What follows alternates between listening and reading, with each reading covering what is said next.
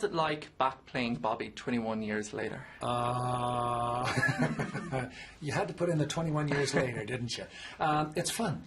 It's fun for a number of reasons, and the main reason is I get to be Bobby in his 60s, you know, and that's a nice transition to play the same character for over 30 years, but to allow him to age and mature and discover who that vigorous, righteous do-gooder in his 30s, who would he become in his early 60s? How would he develop? What kind of person would he be? And it's really interesting because I don't invent that. The scriptwriter invented it. And Cynthia Sidra wrote a Bobby Ewing in his 60s that felt absolutely comfortable for me. And I'm enjoying myself immensely. How has Bobby changed over the years? One word, patience. He has patience. I think that's why he was so righteous in his early incarnation, because he lacked patience. If something was right, it should be done right away. You know, if something was the proper thing to do, it should have been done already. You know, and I don't understand why, you know, and you get all crazy. Young people get crazy.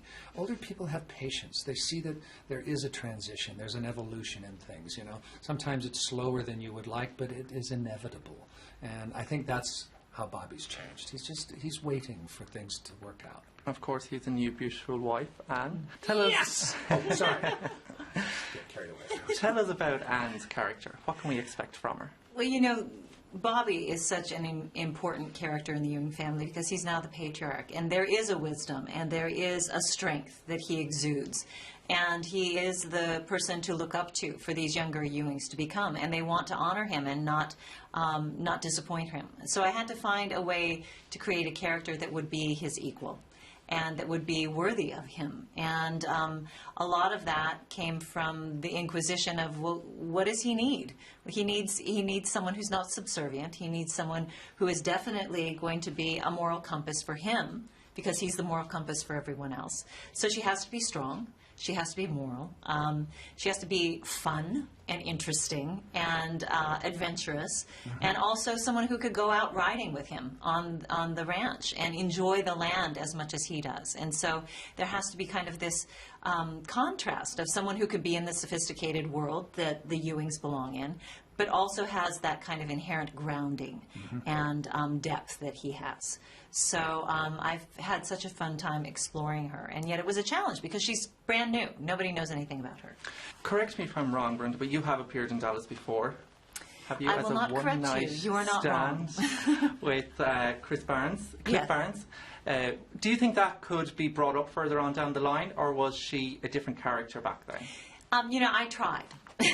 I thought, wow, wouldn't it be fun if there was some kind of connection between Anne and that young woman that, you know, slept with the enemy.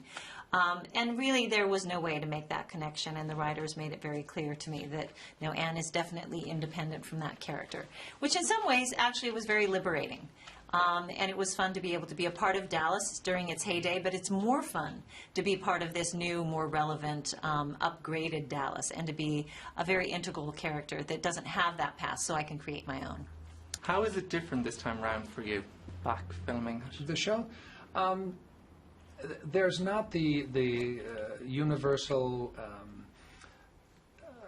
single-mindedness that we are one of 4 major shows in the world. There's 1,000 major shows in the world. We're not due anything because of our history. We have to work really hard for it. And I think everybody went into this new incarnation of Dallas trying very hard not to say, we're royalty, and so you should watch us because we deserve to be watched by what we've done before.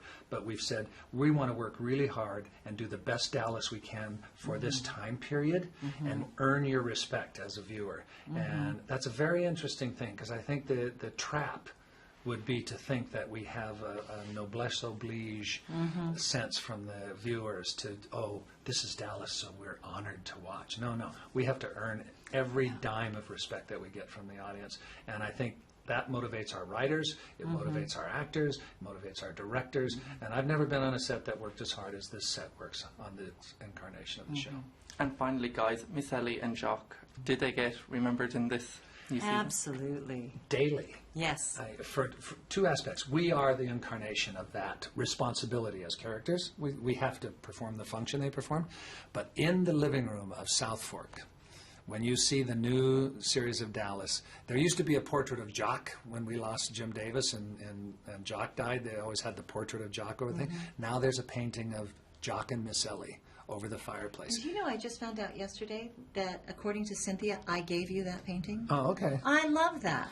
So it was a gift from Ann to Bobby of his parents. But they're still there. So they're present in our in living every, room. and inherently they're present in every episode because we basically still do things that we think would have pleased our parents. Yeah.